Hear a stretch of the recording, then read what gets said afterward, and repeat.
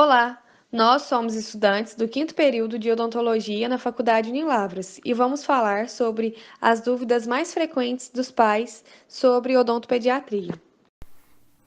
Oi, eu sou o Stefan, aluno do quinto período de odontologia da Unilavras, e eu vou falar mais sobre o que faz um odontopediatra.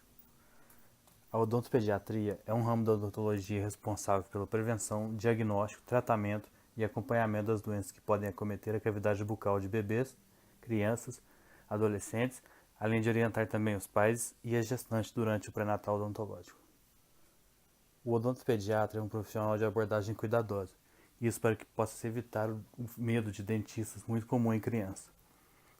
Entre as muitas funções do odontopediatra estão orientar e motivar os pais quanto à higiene bucal da criança, ajudar, conscientizar e educar o adolescente e criança a desenvolver comportamentos compatíveis com a saúde bucal, avaliar o crescimento e desenvolvimento a fim de detectar possíveis desvios que possam alterar as estruturas dentofaciais, identificar os fatores de risco para as principais doenças que acometem a cavidade bucal e repará-las,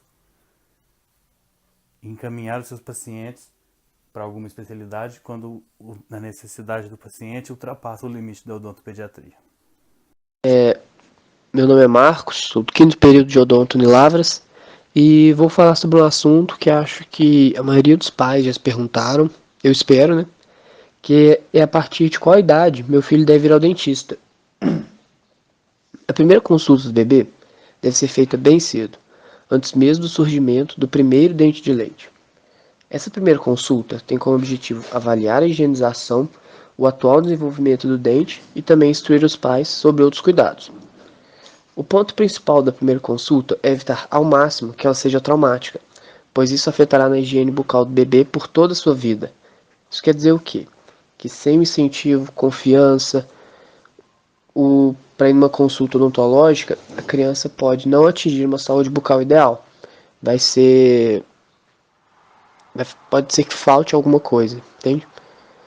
Depois de ir ao dentista da primeira vez, recomenda-se que as consultas sejam agendadas 6 em 6 meses para que, além de ajudar a prevenir quaisquer doenças que possam se desenvolver na região bucal, os dentistas também possam acompanhar o crescimento dos dentes e outras condições que podem afetar a funcionalidade e aspecto dos mesmos, como por exemplo a dieta, sua ingestão de flúor, que causa fluorose, e entre outras coisas, como hábitos deletérios também são bastante importantes ressaltar, porque isso afeta na funcionalidade bucal totalmente. Meu nome é Ian e eu vou falar sobre quando ocorre a erupção e esfoliação dentária. Uma das principais dúvidas dos pais em relação aos dentes dos filhos é saber se os dentes estão nascendo ou caindo no tempo certo. Existe uma idade aproximada, mas depende de criança para criança. Às vezes, o não nascimento pode estar associado à ausência do germe do elemento ou por outros motivos. Como regra geral, temos que a erupção dentária se inicia aproximadamente aos 6 meses, quando nascem os incisivos centrais inferiores, e aos 7 meses, os incisivos centrais superiores. Ou seja, primeiro erupciona um dente inferior e logo após o seu antagonista. A sequência estimada é a seguinte: incisivo central inferior aos 6 meses, incisivo central superior aos 7 meses.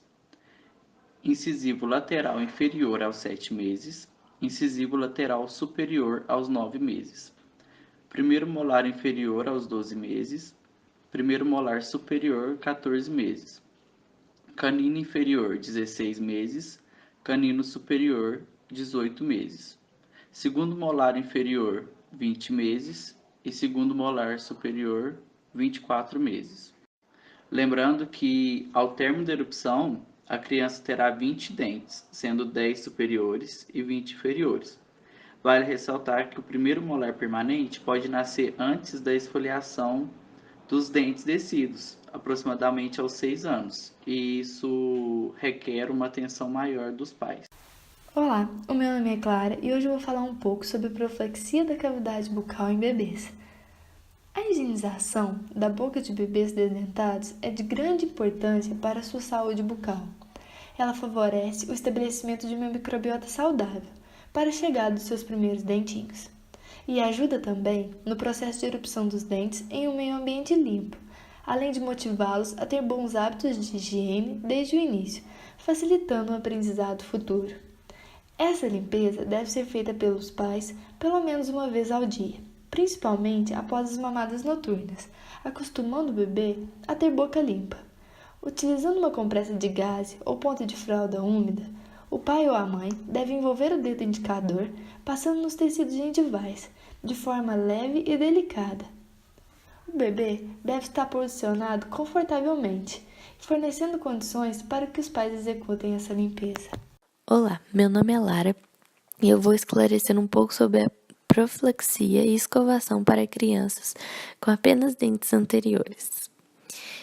Então, geralmente essas crianças têm entre 6 e 9 meses e essa escovação deve ser realizada por meio de um adulto. Lembrando que essa escovação deve ser realizada pelo menos 2 vezes ao dia e a escova deve ter cerdas macias e utilizar pasta sem flúor, numa quantidade equivalente a 1 grão de arroz cru. E a escovação ela é realizada em movimentos como se estivesse varrendo o dente em todas as superfícies. E como a criança não consegue cuspir, o responsável pela escovação deve molhar uma gaze e passar tirando o excesso dessa pasta. É importante também sempre limpar a gengiva, porque a criança vai se acostumar com a sensação de boca limpa e fresca. E nessa fase também deve extinguir as mamadas noturnas. Meu nome é Elisa, estou no 5º período de odontologia na Faculdade Unilavras. E eu vou falar sobre a escovação para as crianças que tenham os dentes erupcionados, tanto os superiores quanto os inferiores. Bom, a escova apropriada, ela continua sendo a de cabeça pequena, cerdas macias e cabo largo. E a quantidade de pasta também, que é a proporção de 1 grão de arroz cru. A diferença é que agora nós vamos utilizar creme dental infantil com flúor, a 1.100 partículas por milhão na escovação à noite, e o fio dental, que ele também deve ser utilizado pelo menos uma vez ao dia. Lembrando que a frequência da escovação ela deve ser após as principais refeições, 3 vezes ao dia, e após a escovação é importante fazer com que a criança ela cuspa toda a pasta.